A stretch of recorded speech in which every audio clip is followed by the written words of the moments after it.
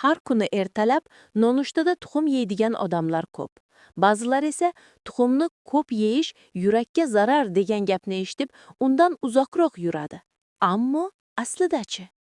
Har kuni bitta qaynatilgan tuxum tanamizga nimalar beradi? Keling, buni birgalikda batafsil tahlil qilamiz. Avvalo, tuxum eng qadimiy va eng tabiiy oziq manbalaridan biridir. U ming yillardan beri insoniyatning dasturxonida bor. Bizning xalqimizda ham tuxumli nonushta degan so'z hayotning o'zidek odatiy eshitiladi. Ammo shu oddiy tuxum ichida qanday boyliqlar yashiringanini bilasizmi? Birinchi foyda. Tuxum tabiiy oqsil manbai. Bir dona o'rtacha tuxumda 6-7 gram sifatli oqsil mavjud. Bu oqsil tanamiz uchun kerak bo'lgan barcha 9 ta muhim aminokislotani o'z ichiga oladi. Ya'ni tanamiz uni to'liq o'zlashtira oladi. Mushaklarimiz, sochimiz, terimiz, tirnog'imiz, hatto gormonlar va fermentlar ham oqsildan tuzilgan. Demak, tuxum tanani har kuni ta'mirlab, yangilanishga yordam beradi. Ayniqsa, bolalar va qariyalar uchun bu juda muhim. Ikkinchi foyda. Yurak uchun xavfsiz. Ko'p yillar davomida tuxumdagi xolesterin tufayli uni zararli deb hisoblashardi. Ammo ilmiy tadqiqotlar ko'rsatdiki, tuxum sog'lom odamlarda qon xolesterinini keskin oshirmaydi. Aksincha, tuxumdagi foydali moddalar yaxshi xolesterinni, ya'ni HDL ni ko'paytiradi. Bu esa qon tomirlarini himoya qiladi va yurak sog'ligini qo'llab-quvvatlaydi. Uchinchi foyda. Ko'z salomatligi. Tuxumning sarig'ida lutein va zeaksantin bor. Bu moddalar ko'z uchun tabiiy filtr vazifasini bajaradi.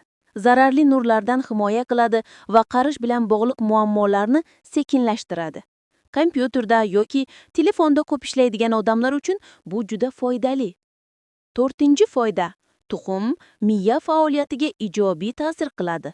Sarig'idagi xolin moddasi xotirani mustahkamlaydi, diqqatni jamlashga yordam beradi, kayfiyatni barqarorlashtiradi. Xolin yetishmasa, odam tez charchaydi, diqqatni jamlay olmaydi va kayfiyat o'zgarib turadi. Har kuni tuxum yeyish esa miyani doim kuchli holatda ushlab turadi. Beshinchi foyda. Tuxum teri va soch go'zalligini qo'llab-quvvatlaydi.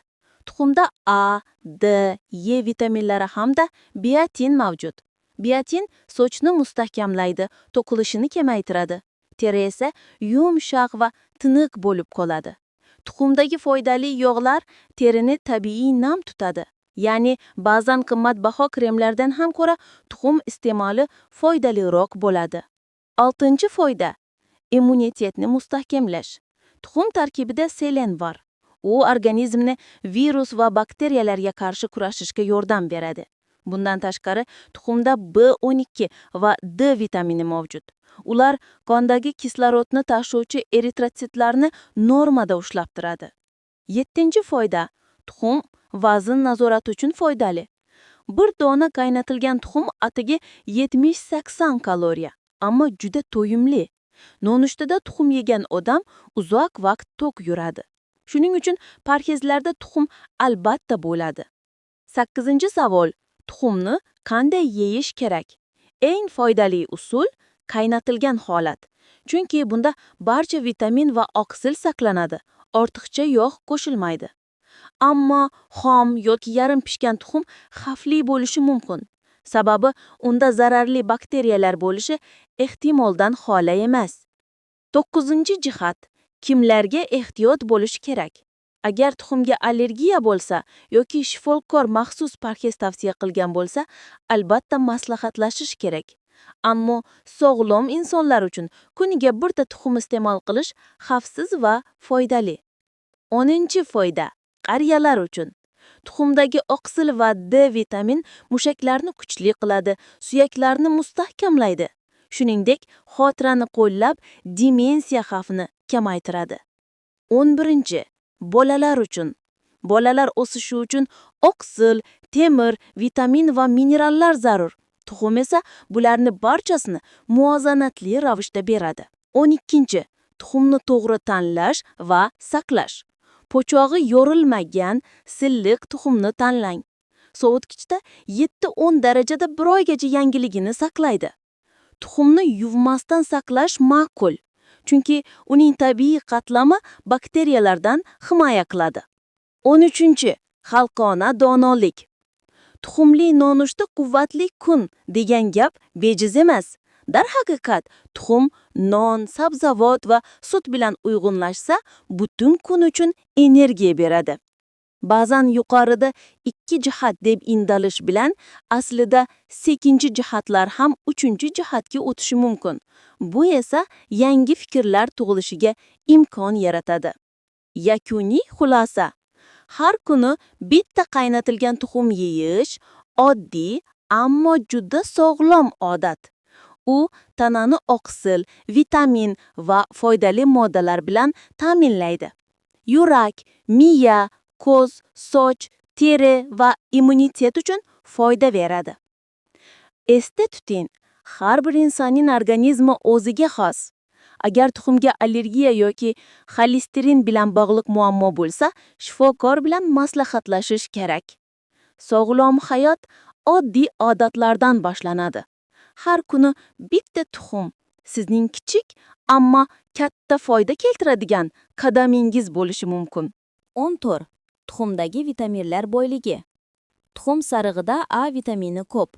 U ko'rish tizimi, teri va immunitet uchun zarur. A vitamini shilliq qavatlarni sog'lom saqlaydi. Bu burun, tomoq va o'pka kasalliklariga qarshi tabiiy himoya.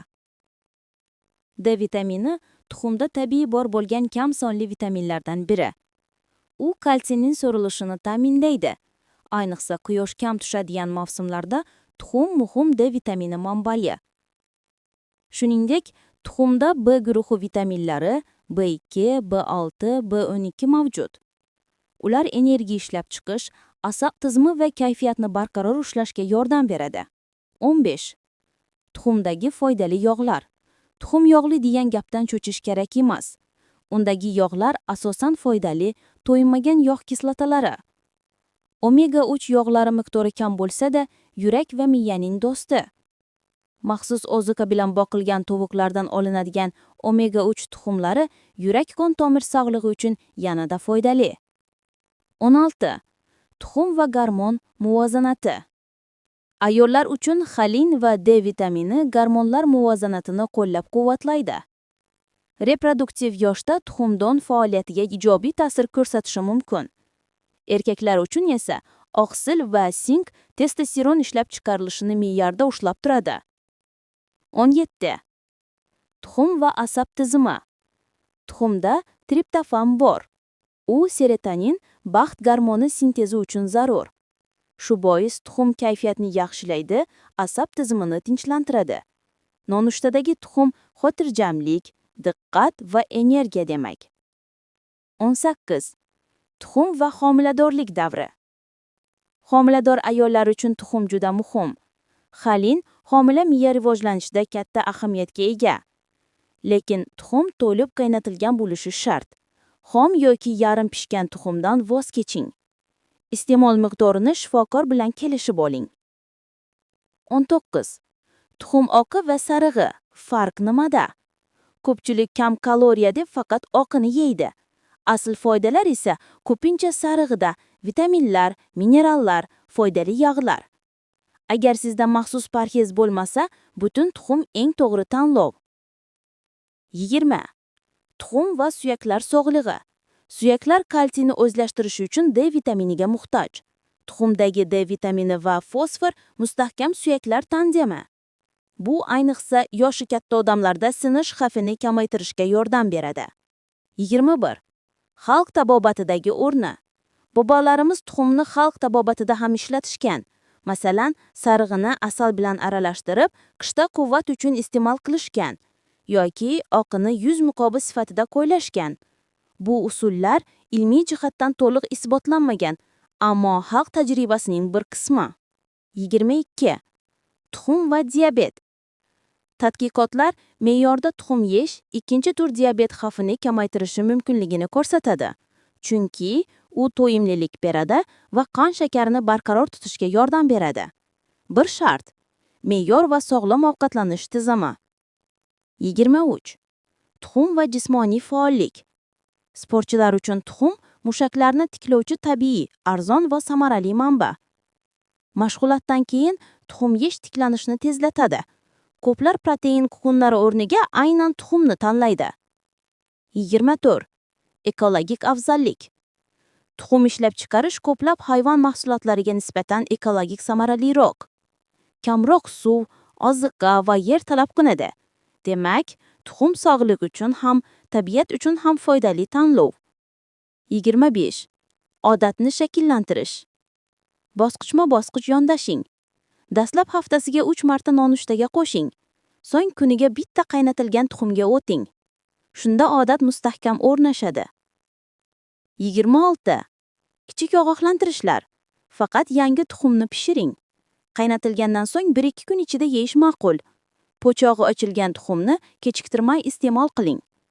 Yorilgan yoki chaqilgan tuxumni ishlatmang.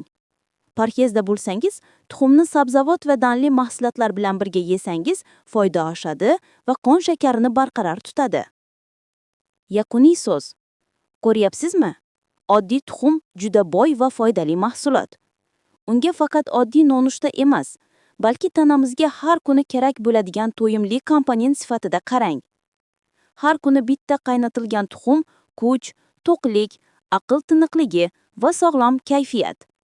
Albatta, har bir organizm o'ziga xos. Agar allergiya, xolesterin muammosi yoki maxsus parhez bo'lsa, avval shifokor bilan maslahatlashing. Sog'lom ovqatlaning, tabiiy oziqlardan zavq oling, har kuni o'zingizni yaxshi his eting. Ana shifo sizning oshxonangizda.